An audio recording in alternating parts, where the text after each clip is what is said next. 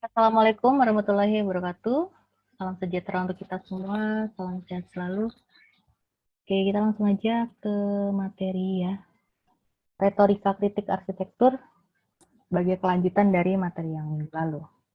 Teori kritis pertama kali muncul di kalangan ilmuwan sosial di Frankfurt, Jerman. Merupakan kritik terhadap perkembangan masyarakat ya, dengan maksud membebaskan manusia dari belenggu budaya teknokrat modern. Ini dari bukunya Magnus Suseno 1992 ya. Teori kritis tidak hanya bersifat kontemplatif, melainkan juga bermaksud mengubah, membebaskan manusia dari belenggu yang dibuatnya sendiri. Sehingga teori kritis pada dasarnya merupakan usaha pencerahan, yakni menciptakan kesadaran kritis terhadap kemajuan-kemajuan kehidupan manusia. Di situ kita bisa melihat rasionalisasi dari akal budi objektif ke akal budi instrumentalis yang menghasilkan irasionalitas karena akal budi kehilangan otonomi dan menjadi alat belaka. Menurut KBBI, retorika berarti keterampilan berbahasa secara efektif, di mana di situ terdapat pemakaian bahasa dalam karang-mengarang dan juga biasanya seni pidato yang muluk-muluk dan bombastis. Kritisasi dalam karya seni termasuk arsitektur biasanya terkarakterisasi berdasarkan referensi yang tidak eksklusif. Bahasa kritik pada dasarnya terbeban dengan berbagai kesulitan yang sama. Nah, di sini Nicholas Pevsner ya, menyimpulkan bahwa kritisasi arsitektur memiliki kesulitan yang biasanya lebih bersifat retorika atau aspek penting komunikasi yang digunakan untuk memanipulasi atau mendorong hadirnya suatu pemahaman. Sehingga kritik arsitektur dapat ditemukan dalam berbagai situasi, termasuk dalam saat-saat penting ketika mengajukan usul-usul solusi desain untuk diri sendiri, ataupun untuk orang lain dalam memberikan pendapat mengenai ide. Proses kritik biasanya berada di antara desainer dengan perusahaannya, di antara klien dengan arsitek, di antara arsitek dengan kontraktor, ataupun di antara pengguna bangunan dengan bangunan itu sendiri. Tujuannya adalah mengidentifikasi seluruh kemungkinan teknik retorika yang dapat dijumpai dalam produk kritik arsitektur, tetapi juga menunjukkan sejumlah contoh yang menonjol. Nah, di retorika kritik arsitektur sendiri terdapat beberapa hal yang dapat dijadikan acuan. Yang pertama adalah metafora, kemudian satire, personifikasi, dualisme, juxtaposisi, evagrasi, dilusi, dan kreasi terminologi. Kita masuk ke yang pertama adalah metafora. Ya. Metafora di sini artinya pengibaratan objek sebagai suatu yang lazim, seperti kritik singkat dari Renan terhadap bangunan seni arsitektur di Universitas Yale, menunjukkan ketertarikannya untuk menggunakan sebuah metafora dalam upaya menjelaskan suatu bangunan atau kondisi lingkungan perkotaan. Nah, jadi terdapat sebuah studi komparasi terhadap sesuatu dengan latar belakang metafora, ya, biasanya akan mendeskripsikan sebuah bangunan yang mempresentasikan konsensus terkait dengan makna bangunan ataupun ketidaksepakatan tendensi kompetitif di antara sesama kritikus. Jadi melebih-lebihkan ya, membandingkan ya, kalau metafora itu kayak membandingkan. Kemudian satire.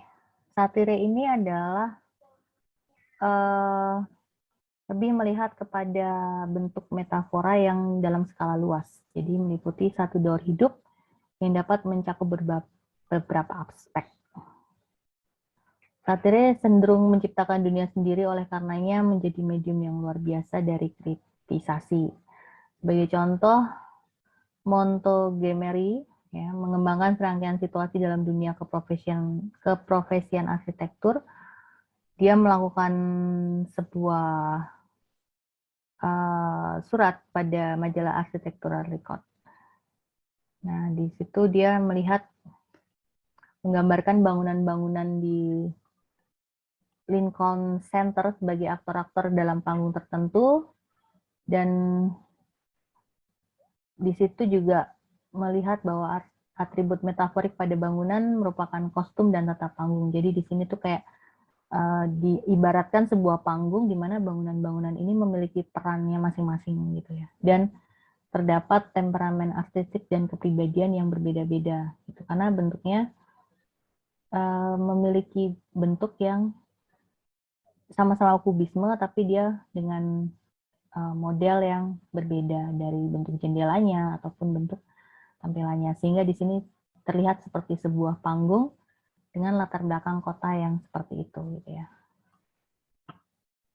Kemudian personifikasi ya. Personifikasi adalah metafora dengan objek kritik sebagai sesuatu yang manusiawi. Nah, di sini contohnya adalah Tristan Edward yang mengibaratkan bangunan seperti dapat berbicara, memiliki perasaan dan mengkritisasi dirinya sendiri. Jadi contohnya di sini adalah pada bangunan-bangunan yang masih mengangkat atau masih melestarikan sebuah budaya gitu ya.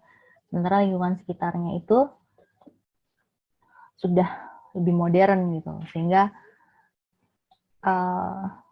kritik itu melihat bagaimana kontekstual dari sebuah kota dengan bangunan yang modern seperti itu, kemudian berdampingan dengan bangunan yang masih heritage, masih memiliki nilai kebersejarahan, apakah bisa selaras gitu dengan bangunan yang lebih modern yang berada di dekatnya. Seperti itu. Kemudian yang keempat adalah dualisme. Ya, di sini adalah upaya karakterisasi suatu fenomena dengan posibilitas either or. Ya, mengandalkan kejelasan perbedaan yang ada pada suatu fenomena yang tidak jarang dieksagerasi lebih jauh lagi. Di sini kita bisa melihat pandangan dualisme ini adalah konsep benar baik atau salah atau buruk. Ya, jadi dalam konteks dualisme, Vincent Scully memiliki pandangan bahwa arsitektur pada dasarnya merupakan refleksi sikap manusia terhadap alam. Ya, dia melihat bagaimana konsepsi man with nature merupakan tradisi suku-suku Amerika asli. Nah, di sini adalah merupakan pandangan dualistik menurut Vincent Scully. Jadi ada konsep man vs nature ya, di tradisi Yunani. Jadi manusia itu bersaing dengan alam, sementara kalau man with nature adalah tradisi asli Amerika, bagaimana manusia itu bisa berhidup berdampingan dengan alam. Suku Indian gitu ya. Nah, di sini sebuah karya arsitektur dapat dilihat dengan pendekatan dualistik seperti ini. Kemudian yang selanjutnya adalah justaposisi. Justaposisi ini menyandingkan hal yang kelihatannya berbeda atau bertolak belakang.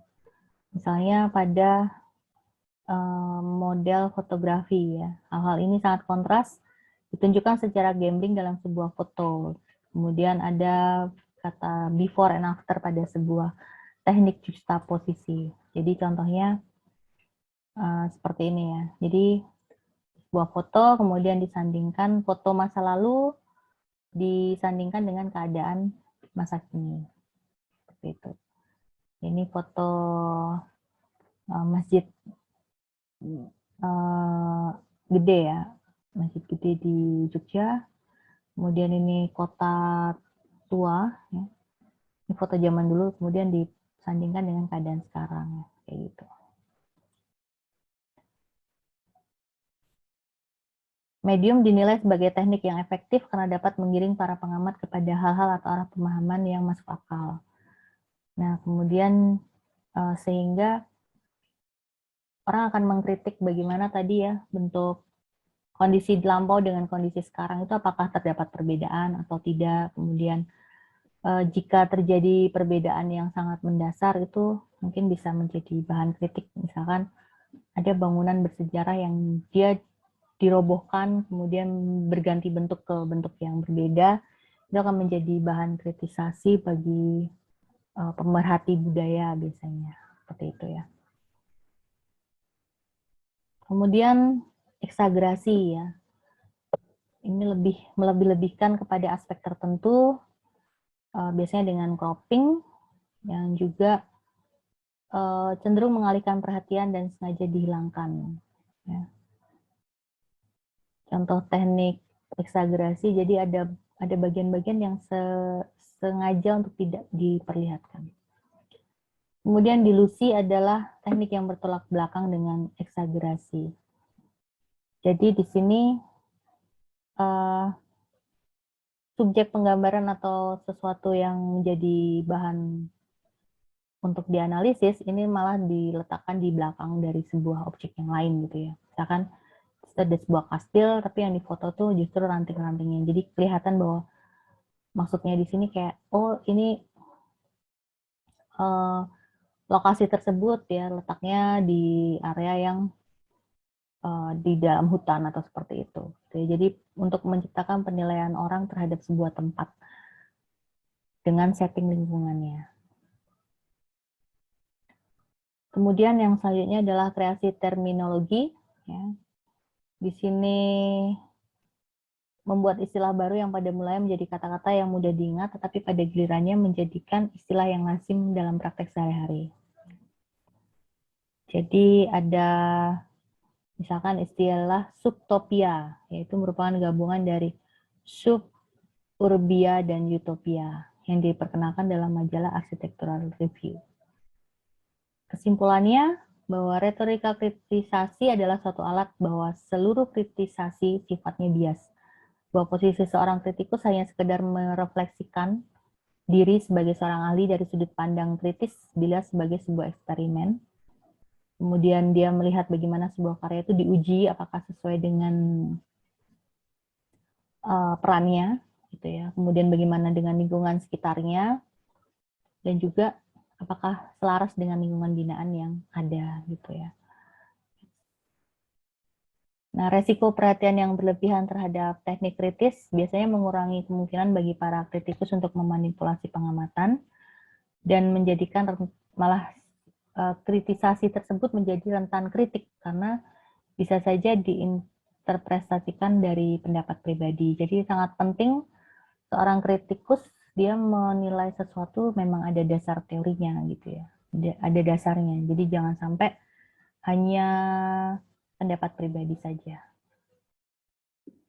Tujuan dari kritisasi pada dasarnya bukan untuk dikritisasi balik, tapi untuk mempengaruhi keberadaan dunia.